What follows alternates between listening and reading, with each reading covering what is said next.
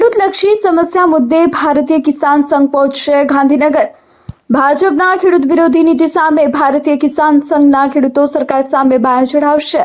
29 જિલ્લાઓમાંથી આશરે 3 લાખ જેટલા ખેડૂતો ખેડૂત સમસ્યાઓ અને અન્યાયોને લઈને 20 જેટલા મુદ્દે આગામી 12મી જાન્યુઆરીએ ગાંધીનગર ખાતે વિધાનસભા સામે શક્તિ પ્રદર્શન કરશે, જેમાં ખેડૂતને ઉર્જાદાતા બનાવવા સ્કાય યોજના ચાલુ કરવી, પાક ધિરાણની મર્યાદા 3 લાખથી વધારીને 5 લાખ કરવી, રીસર્વેના પ્રશ્નોની કાયમી નિકાલ કરવો, ગાઉચરની માપણી કરી આજુબાજુ તાર ફેન્સિંગ કરવી, પીએમ કિસાન યોજનામાં મળતા વાર્ષિક 6,000 રૂપિયાના બદલે માસિક 6,000 રૂપિયા પેન્શન રૂપે આપવામાં આવે, પશુપાલકોને દૂધ ઉપર લીટર દીઠ 5 રૂપિયા સબસિડી આપવી, ઓએનજીસી દ્વારા જમીન સંપાદન વખતે જમીન માલિકીની મંજૂરી સાથે 7, 12 અને 8 મંજૂરી વગરની નોંધ પ્રથા બંધ કરવી, જાંત્રીના ભાવમાં વધારો કરવા ગ્રામસભા બોલાવી મંજૂરી લેવી, નકલી ખાતર, નકલી બિયારણ, નકલી દવાઓ બનાવનાર અને વેચનારાઓને કડક સજા કરવામાં આવે,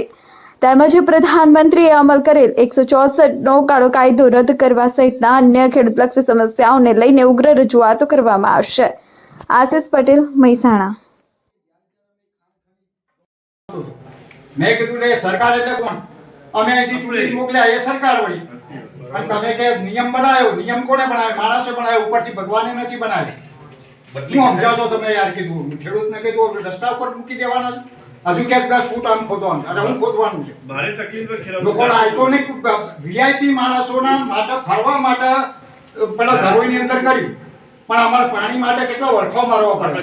4 વર્ષ સુધી અમે લડ્યા છીએ। અમારી પાછળ આઈબી, પેલા 2 તાલુકાની પોલીસ અને એટલા બધા હેરાન કર્યા છે અમને, અને માંડ ઠેકાણું પડ્યું, અને ચૂંટણી બહિષ્કાર કર્યો તારે ઠેકાણું પડ્યું। એ જે કૃષિ કચેરીઓ છે ને, એ છેલ્લા ઇન્ફ્રાસ્ટ્રક્ચર કે જે માળખાકીય સુવિધાઓ છે એમને એ મળતી નથી પૂરેપૂરી। દરેક તાલુકામાં વ્યવસ્થિત એની ઓફિસ હોવી જોઈએ। આપણને ઓનલાઈન કે, પણ ઓનલાઈનનું પૂરું ઠેકાણું નથી હોતું, એમને કોમ્પ્યુટર ઘણી વખત તો નથી મળેલા। આ પણ તકલીફો છે। એટલે આધુનિક બીજા બધા ધારો કે આની મામલતદારની ને બધી આધુનિક થઈ, તો એ એક વ્યવસ્થિત કરો ને, જૂની ખંડેર એવી એવી રાખવાની, એની અંદર બધું ઇન્ફ્રાસ્ટ્રક્ચર આપો, માળખાકીય સુવિધાઓ ઊભી કરો, એમ કહેવાનો મતલબ છે। અમારા ખેરાલુની અંદર વીસી હજાર નથી, આપણો મોટો લગભગ અમારા 600 ખેડૂતો છે, અને 1,000-1,500 ઉપરના, તો એક ગામમાં વીસી નથી। હા, બોલો। પાલનપુર થી વડોદરા બરાબર એ જમીન એક્વાયર કરી એમને, આજે એમાં ખાલી કુંડી માટે તમે કુંડી ખોદો છો ને તો એમને ખબર પડે છે, અને તરત જ 18 લાખનો મોડો જ આવે છે, અને પૂછો છે તમને કે શું કરો છો તમે? એટલે આપણી જમીનના લાખના 12,000 થઈ ગયા છે, એમાં વળતાએ કશું આપ્યું નહીં, તો એના માટે વ્યવસ્થા કરવાની પત્રકાર તરીકે નથી કરતો, પણ હું બી પટેલ જ છું ને ખેડૂત જ છું। પત્રકાર તરીકે જ્યારે અમે ખાણ ખનીજ ગૌચરો ખોદાય છે, નદીઓ ખોદાય છે, પહાડો ખોદાય છે, બધું અત્યારે રાબેતા મુજબ બધું ચાલી જાય છે। હું ખાણ ખનીજમાં જેટલી વખત રજૂઆત કરવા ગયો, મારા મોબાઈલમાં હાલ બી બતાવી શકું કે જે 15 દિવસ પહેલાં મેં લોકેશન મોકલ્યું કે અહીં ગૌચર ખોદાય છે, તો ખાણ ખનીજ વાળો જે અધિકારી પ્રતીક્ષા એવું કહે છે કે અમારા જોડે સ્ટાફ નહીં, તમે અત્યારે માહિતી આપો, અમે 10-12 દિવસ પછી અમે તમે બોલાવો ત્યારે અમે આવીશું। 10-12 દિવસમાં તો પેલા ખોદી મશીન લઈ નથી કાઢી આખું ત્યાં કોરું દાખલ કરી નાખેલું હોય છે। તો એનો મતલબ જો કદાચ આની અંદર ગૌચર માટે ખાણ ખનીજ માટેની સ્ટાફ વધારવાનું જો રજૂઆત કરી શકાતી તો રજૂઆત કરવા મહેરબાની। જે કયો કાર્યક્રમ છે અને શું આપનું નામ ને પરિચય આપજો? મારું નામ રતિલાલ હરિદાસ પટેલ। હું મંત્રીશ્રી તરીકે ભારતીય કિસાન સંઘ જિલ્લાની જવાબદારી નિભાવું છું, અને ભારતીય કિસાન સંઘ દ્વારા 20 તારીખે ગાંધીનગરથી પ્રદેશ કાર્યાલયથી જે હમણાં આદેશ મળ્યો છે કે 12/1/26ના સોમવારના રોજ સવારે 9 કલાકે ગાંધીનગરમાં શક્તિ પ્રદર્શન યોજવા જઈ રહ્યું છે કિસાન સંઘ। તેમાં મહેસાણા જિલ્લાની જે જવાબદારી અમને સોંપી છે, તે જવાબદારીના ભાગરૂપે અમે અમારા તાલુકા પ્રમુખ મંત્રીઓ અને જિલ્લાના કારોબારી સદસ્યોને આજે બોલાવી અને અમે રૂપરેખા ઘડી, અને 10,000 જેટલા ખેડૂતો અને 1,000 બહેનો મહેસાણા જિલ્લામાંથી ગાંધીનગરમાં ઉપસ્થિત રહે તે બાબતે ચર્ચા વિચારણા કરવા અને આયોજન કરવા માટે મીટિંગ બોલાવી છે। કયા મુદ્દા રહેશે? અમે 20 મુદ્દાનો કાર્યક્રમ મહેસાણા જિલ્લાને લગતા છે। એમાં મોટાભાગે તો ખેડૂતોને સ્પર્શતા એક ઉર્જાનો છે, ઉર્જાનું જે સોલાર લગાવી અને મુક્તિ મેળવવી, સરકારના જે વારસદારોને સીધી લીટી આડી લીટીમાં જે મુશ્કેલીઓ પડે છે સ્ટેમ્પ ડ્યુટીની, એ સ્ટેમ્પ ડ્યુટી રદ કરવી.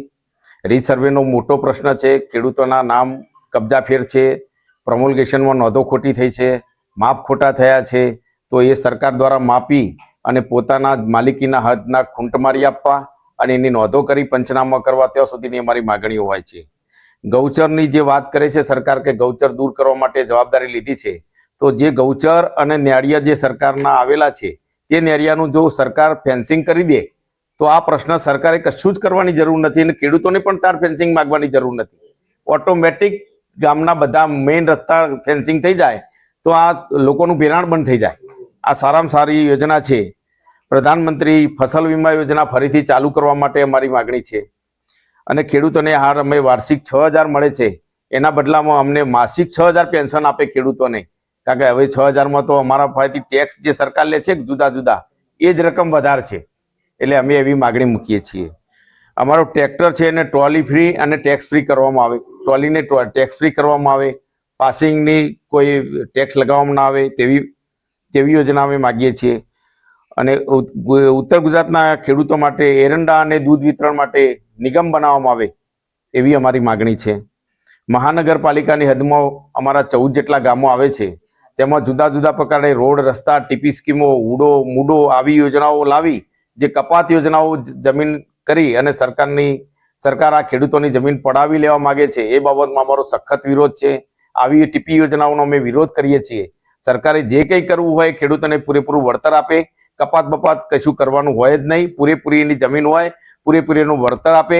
અને જો નાનો ખેડૂત હોય, સીમાંત નાનો ખેડૂત અને જમીન વિહોણો થતો હોય એની કપાતમાં જ્યાં પછી, તો એના પરિવારને સરકારી નોકરી આપે એવું અમે કિસાન સંઘ દ્વારા માગણી કરીએ છીએ. ગૌચરનો જે તમે પ્રશ્ન કર્યો, ગૌચરો દબાણ વાળો, તો એ મુખ્ય કોનો હક હોય કે જે ગૌચરો દબાણ હટાવી શકે? ગૌચરો સરકારના કલેક્ટર અને મામલતદારના અંડરમાં આવે છે. નિભાવણીની અને જાળવણીની જવાબદારી એમની જ હોય છે, પણ કોઈ રેકર્ડ સાચો નથી. ગૌચર કેટલું છે, કેટલું દબાણમાં છે, સરકાર અવગઢમાં છે, કારણ કે એ પોતે પણ નક્કી કરીને દબાણો વારંવાર આપણે જોઈએ છીએ, મીડિયામાં આવે છે, સુપ્રીમ કોર્ટે કહ્યું. કોઈ પણ જગ્યાએ ગૌચર ખાલી થયું એવું અમને લાગતું નથી. ગૌચર ઉપર દબાણ ગૌચરમાં તો દબાણો તો પંચાયતો કરે.